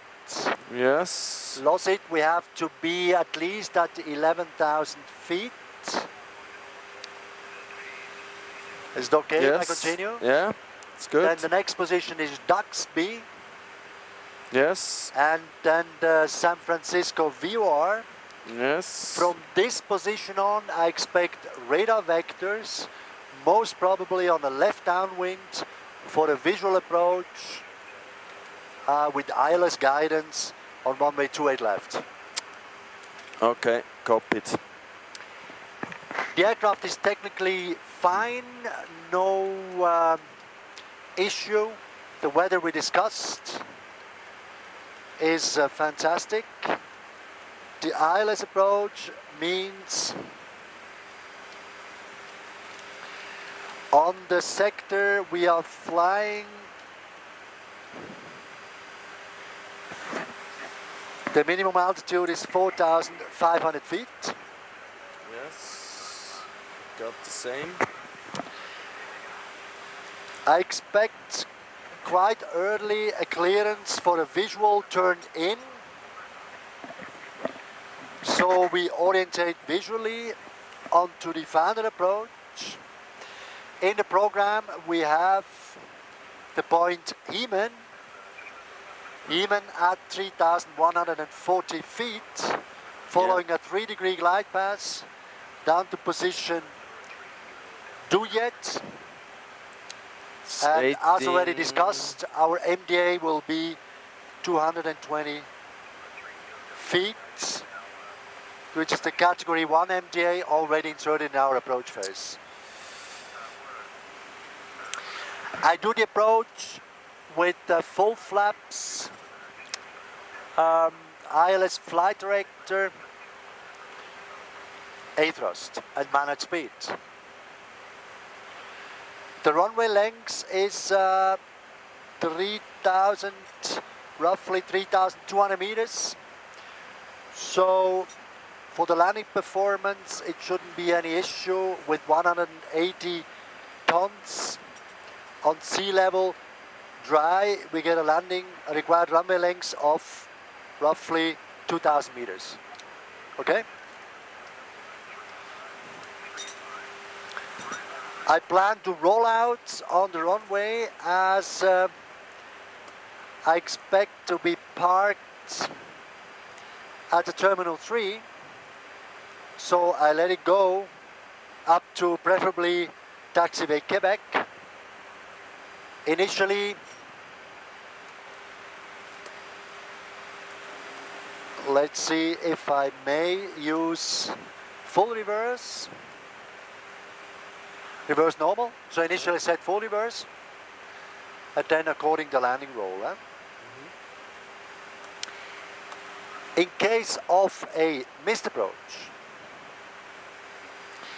we will continue on track 281 up to 600 feet, then turning right, heading 285 to intercept radial 280 out of San Francisco to the Olim waypoint, climbing up to 3000.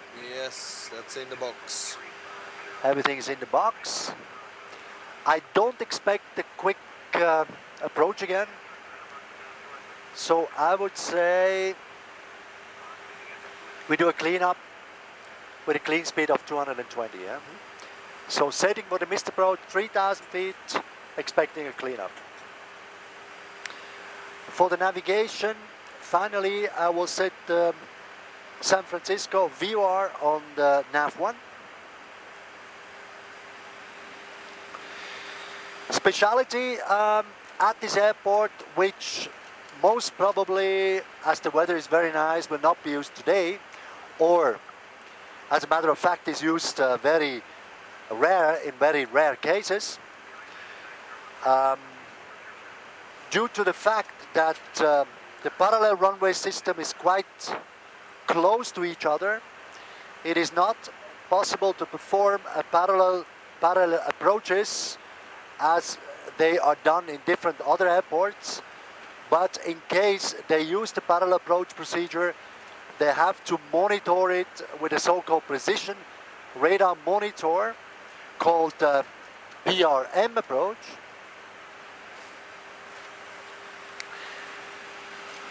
The PRM approaches are used where the distance between two parallel runways are less than 4,300 feet. And basically the difference to a normal ILS approach is that we have to be on standby on two frequencies. So we are at control with the tower, and behind the tower there is a precision radar monitor which just looks that the parallel aircraft approaching are not touching the transgression zone. If this will be the case, we will receive the breakout maneuver, which means a heading and an altitude in order to avoid a near miss. So basically for us it's a normal approach with a special alertness in listening on two frequencies, and in case to be ready to fly this maneuver which will be ordered by the precision radar. This requires a special qualification. All Swiss pilots did this special qualification in a simulator, because this is a requirement whenever you will be flying to San Francisco and to other few airports in the US using the same procedure. So, any question on the approach briefing? So you, in case you go around, you proceed straight at 3000 with a full cleanup. Yes. In case we get the PRM approach, the command would be, the break-off command would be left with a heading and climb or descend with an altitude. You switch off the autopilot and oversteer the flight director. Exactly. While I give you the heading and the altitude with a vertical speed of either 1000 climbing or 1000 descending. Exactly. Okay. So you just select the flight guidance in order that I can switch on the autopilot as soon as possible. Yeah, okay. So this will not be given an order by me, so you just follow the breakout command of the precision radar monitor in setting the flight guidance. Yeah. Okay? Good. Setting, not selecting, huh? The altitude, yeah. Yes. Setting with the vertical speed. Exactly. Okay, and other questions? Do you want me for the secondary flight plan to put in 28 right, just yes. in case? Yes. And we can also discuss it briefly, especially the differences. So I make a copy active. Yes. Okay. And just put in 28 right instead of 28 left.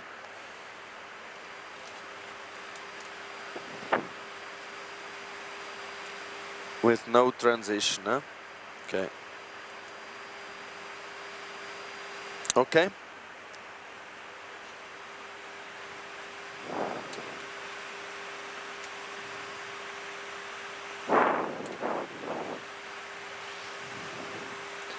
Secondary flight plan.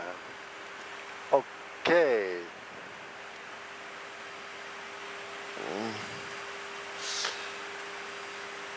So we just discussed the possibility of a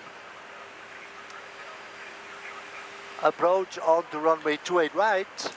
Basically the same standard arrival route, expecting same procedure for the downwind.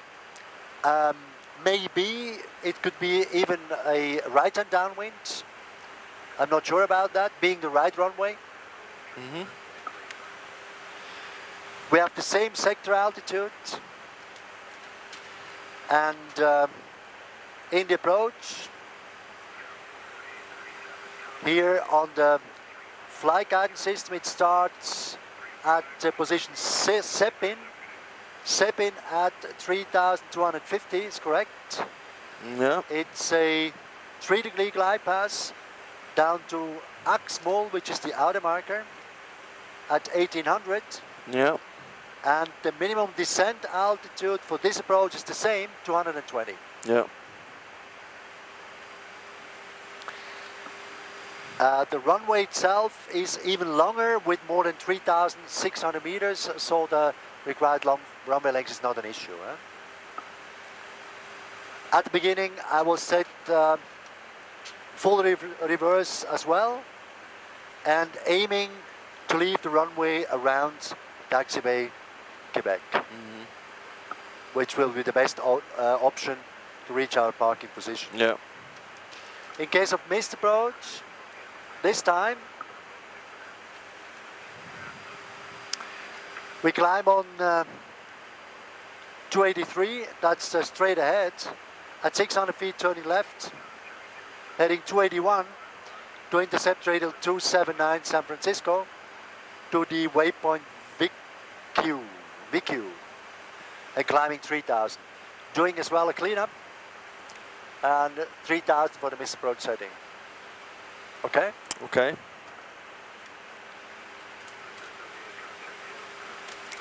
Swiss 38. 38 heavy, go back. Bye. Jazz 316, contact Shuttle Center 118.55. Seattle, good afternoon, Swiss 38 heavy, flight level 390.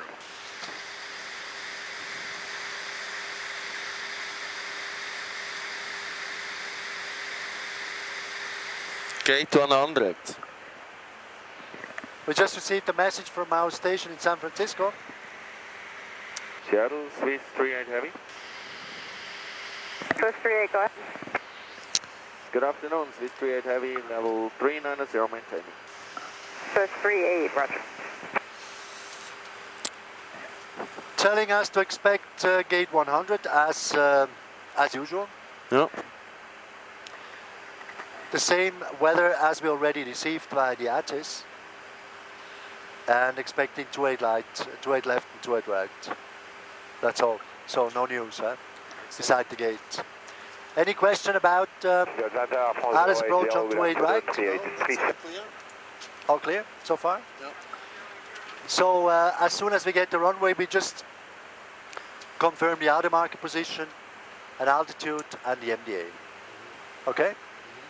And after landing, I will contact Tower G for the confirmation of the parking gate and start the APU. Exactly. Good. And when unreversing, it would be nice if you could do a time check so for that the eventually after 3 minutes we can shut down engine number 2 and 3. Yep. Okay? Yep. In this case, approach briefing completed.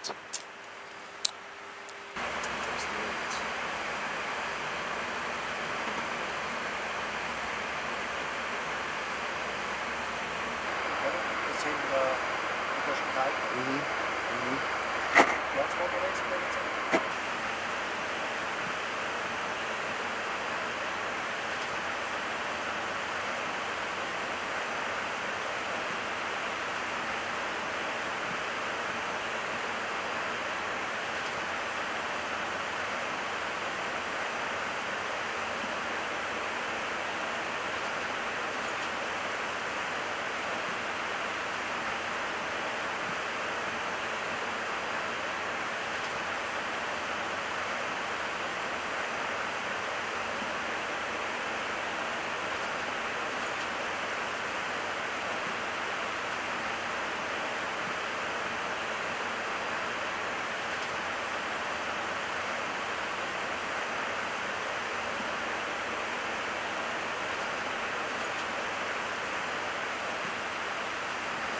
Stinger 77 Bravo Zulu, descend maintain flight level 240. 240 from Bravo Zulu. Das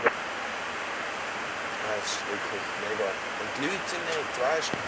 West 3837, contact Oakland Center 134.45. Sorry, Southwest 3837, Southwest, contact Oakland Center 134.45. 34.45, Southwest 35, sorry, 3837, good day. Oakland Center, good afternoon, Swiss 38 Heavy, flight level 390. That was 5394, descend and maintain, flight level 240. 240. Swiss 38 Oakland Center, roger. A comfortable journey so far. We are already approaching the region of the Napa Valley, soon starting our descent towards San Francisco Airport. I expect landing in about 40 minutes from now.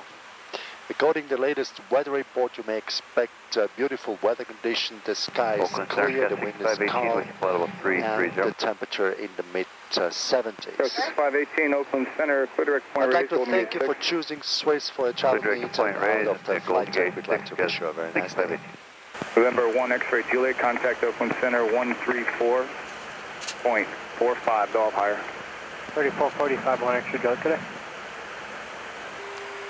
So the sea fog is quite Swiss 38, far contact out. Oakland Center 125.85. 12585, Swiss 38, goodbye. View 4000, climbing 10,000. Air China 986 Oakland Center, roger. Santa Rosa, altimeter 2985, expect higher in about 3 minutes.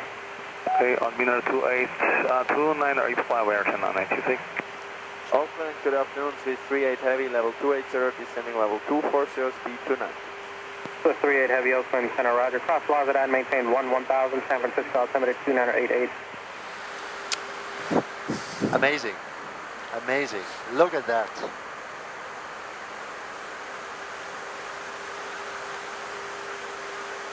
Look at that. We are... United 901, descend and maintain 7000. 40 miles out. 901, clear down to 7,000. And have a perfect view onto the skyline. Incredible.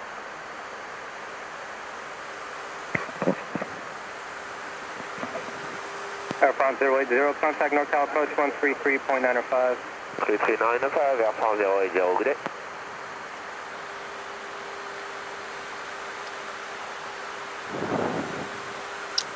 Approaching 11,000. Check.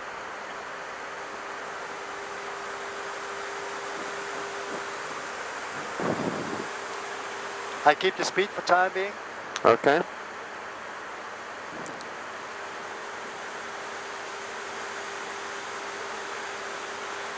Yeah, I see the bridge. Yeah, you can see the bridge showing up behind the mountains, huh? Yes. And I see the airport. And Alaska 316, maintain 2909. Amazing, huh? Crazy, it's beautiful, beautiful. Okay, lights are on. Reaching 11,000. We have a message. Check.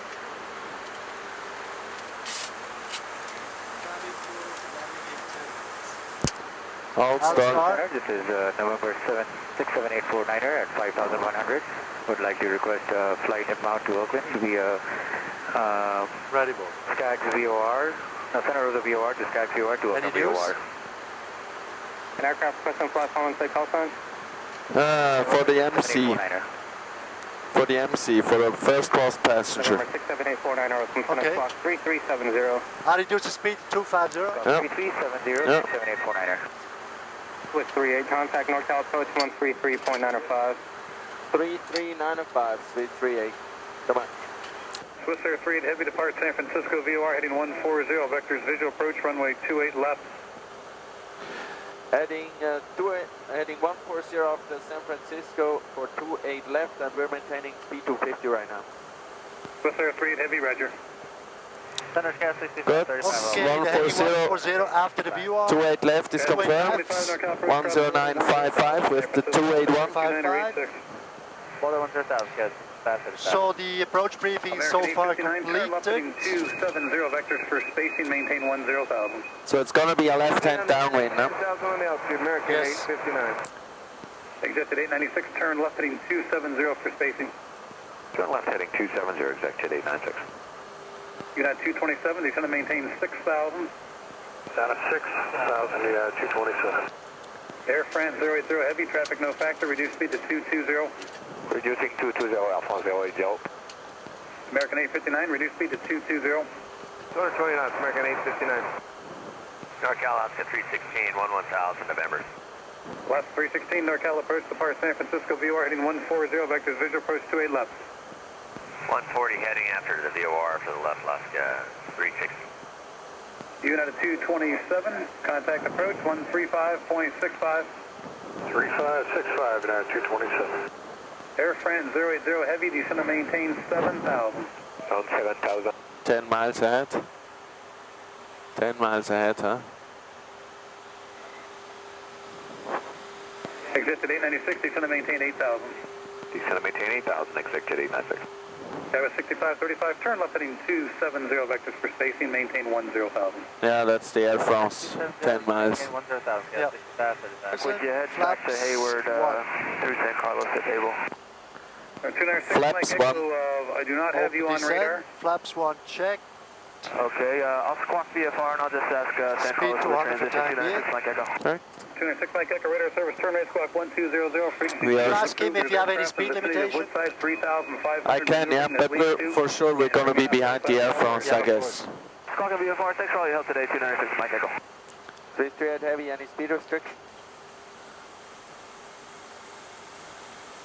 Swiss Air 38 Heavy, maintain 220 knots. 220, 338 Heavy. Air France 080, contact approach 135.65. Approach, good afternoon, 338 Heavy, approaching 6,000, we have November. Swiss 38 Heavy, NorCal approach, you'll follow heavy Boeing 747, caution wake turbulence. We have it inside, 338 Heavy. Caution wake turbulence. Yeah.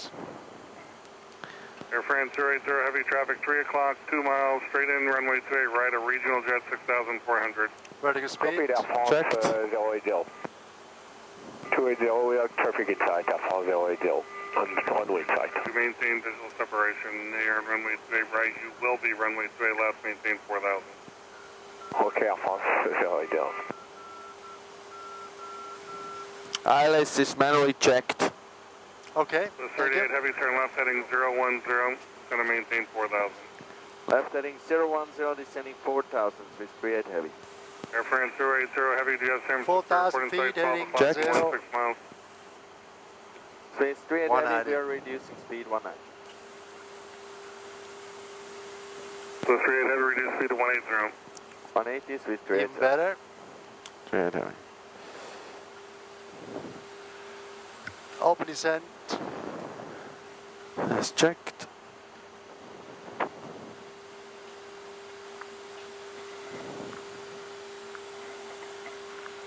So 38 Heavy, traffic 2 o'clock in 5 miles, straight in, runway 28 right is a Brasilia 7,300.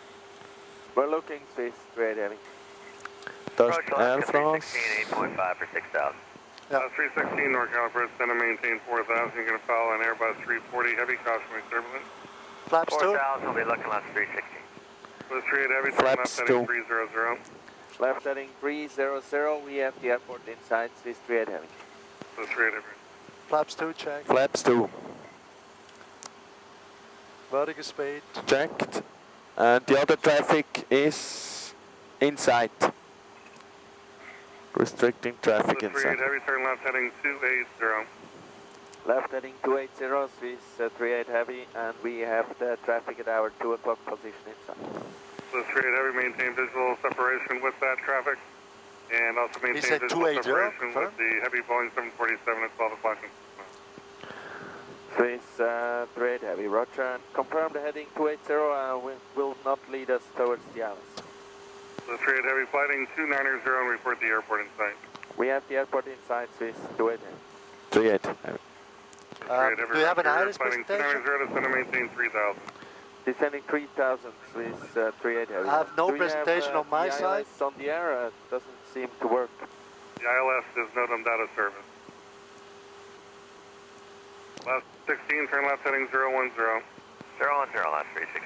So 3,000 feet? 3,000. Visual. Affirm. Air France 080 Heavy, the regional jet will stay behind you. Cabin ready is missing? 0.5. You have the traffic on your right Yes, side? we have the traffic inside. Okay, nav capture, 38 manual. Heavy, visual approach runway 28 left. Cleared visual 28 left, Swiss 38 Heavy. Confirm the ILS is not working. Swiss 38 Heavy, affirmative. The ILS is out of service. Cleared visual approach runway 28 left. Cleared visual approach runway 28 left, Swiss 38 Heavy. Okay, 12 miles. We are more or less on a 3-degree glide path, huh? Okay. Okay. At 896 out of 6.6, descending 6,000. Fully visual. Set the higher altitude. NorCal approach, descend and maintain 4,000. 3,000 we have. You want to set The 38 Heavy, the Brasilia has you in sight to your right. They're maintaining visual separation. Tower, good afternoon. Swiss 38 Heavy, established visual 28 left. Swiss 38 Heavy, San Francisco, turn runway 28 left. Clear land flying heavy 747, 1 mile final, winds 29015. Clear land 28 left, Swiss 38 Heavy. So the 28 left has a PAPI, huh? Affirm. 3 degrees. Affirm. Okay, auto market check and fully visual. Yeah. And set 3,000 for the missed approach. 3,000 is set for the missed approach, runway straight ahead, altitude was correct. Auto market check is completed, 2988 is the actual...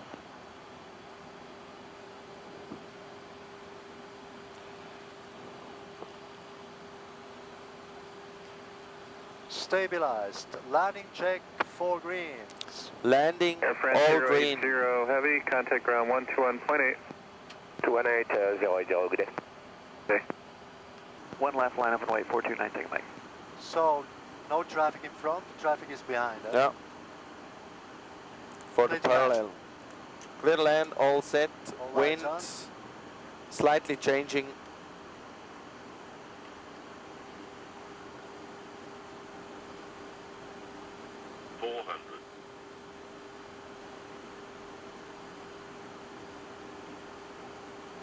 Got 5361, contact departure. Departure, got City 361. Got 5481, contact NorCal departure. 481 NorCal.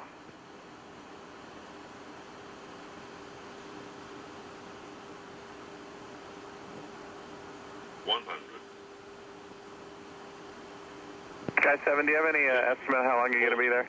30, 20, retard. Sky 7, we've got a 4 o'clock show, I'm going to guess 15 minutes. Okay, go down to the Millbrae BART station and hold there just for a minute for one departure off the west, off the 28. Yeah, no problem at all, en route. Thank you.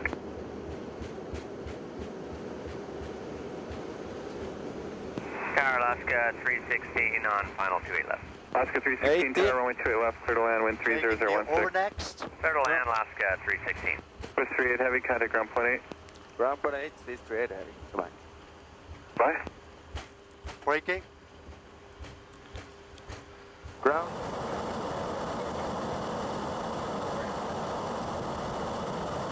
And 3 minutes expired. 2-engine taxi.